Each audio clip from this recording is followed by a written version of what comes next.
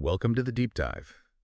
This is where we take your sources. Sometimes they're huge research papers, sometimes, like today, just a really concise news flash, and we pull out the key bits, the insights you need.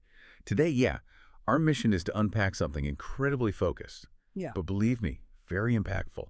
It's a piece of financial news. We're diving into Ripple, the big player in digital assets, and our source gives us just one clear fact, but it's a powerful one. Ripple has acquired Rail. That's a stablecoin payments platform, and they paid $200 million for it.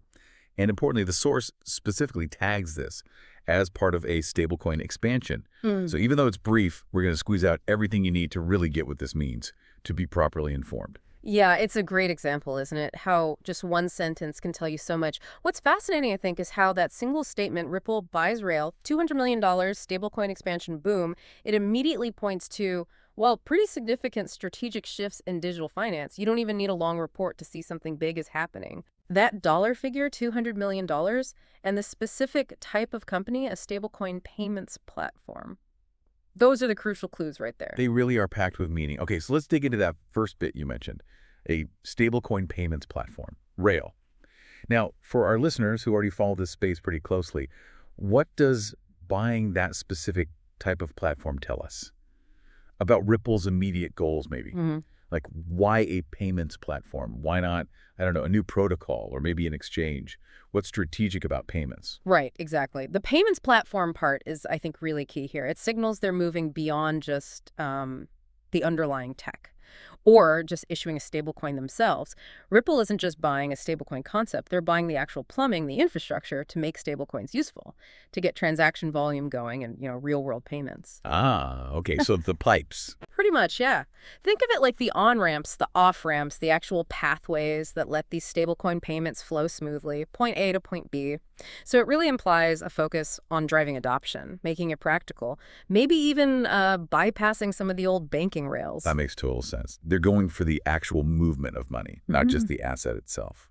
Okay, and then there's that price tag, $200 million. I mean, that's not pocket change. Definitely not.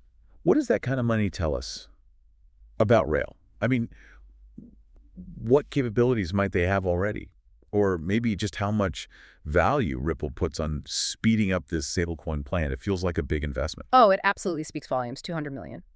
It strongly suggests Rail isn't just some startup with a good idea. It likely means they have, established payment corridors already set up, maybe a decent user base.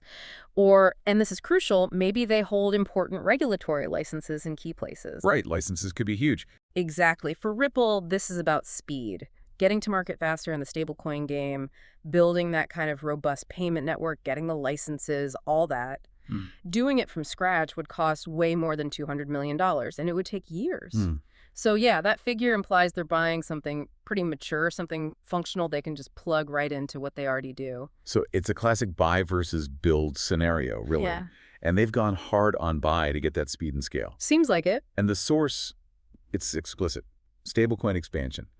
So is this about Ripple supporting, say, more types of stablecoins, or is it more about expanding the reach, the places and ways stablecoins can actually be used using Rail's network? Well, given that it's a payments platform they bought, I'd lean heavily towards the second one. Expanding the utility. Yeah, expanding the utility, the usefulness, and probably the geographical reach of stablecoin payments. Look, Ripple's already deep in cross-border payments, right?